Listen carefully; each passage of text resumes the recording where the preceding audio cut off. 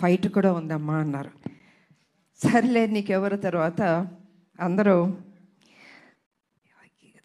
కుదురుతుందా నిజంగా action cinema అంటే అప్పుడంటే సబ్జెక్ట్ నిజంగా అది కుదిరింది అనేటప్పటికీ సో నేను అనుకున్నాను ఓకే నా అభిమానులు ఫుల్ మీల్స్ దొరుకుతుంది డెఫినెట్గా లైక్ చేస్తారని నేను అనుకున్నాను అండ్ యాక్సెప్ట్ చేశాను.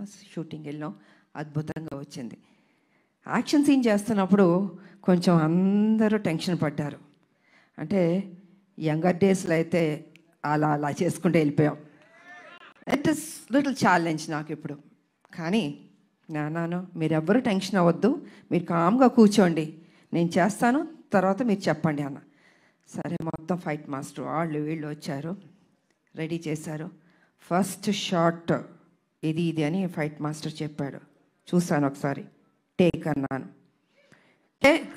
వాళ్ళు ఎక్స్పెక్ట్ చేయలే నేను చేయగలుగుతానని. ఇప్పుడు ఐ సెడ్ ఎప్పుడూ విజయశాంతియే, అదే పౌరుషం, అదే రోషం, ఏం తగ్గేదేలే. ఎంత ఏజ్ అయినా ఇలాగే ఉంటాను, స్ట్రాంగ్గానే ఉంటాను. ఎందుకంటే అమ్మ అని అంటున్నారు కదా, మా అమ్మ నాన్న ఆ డిసిప్లిన్ చెప్పి నేర్పించి ఒక క్రమశిక్షణతో నన్ను పెంచబట్టే ఈరోజు మీ అందరి ఆశీర్వాదంతో నేను ఈ స్థాయికి రాగలిగాను. కమిట్మెంట్, డెడికేషన్ అది ఉండాలి ప్రతి మనిషికి. తల్లిదండ్రుల మీద ఆప్యాయత ఉండాలి, ప్రేమించాలి చివరిదాకా. వాళ్ళు ఉన్నప్పుడు ఆ విలువ తెలీదు, వాళ్ళు లేనప్పుడే అయ్యో మా అమ్మ లేదు మా నాన్న లేరు అనిపిస్తుంది. అందుకే వాళ్ళు ఎంతకాలం బతికున్నా ఆ ప్రేమగా చూసుకోండి, ఆప్యాయతగా చూసుకోండి.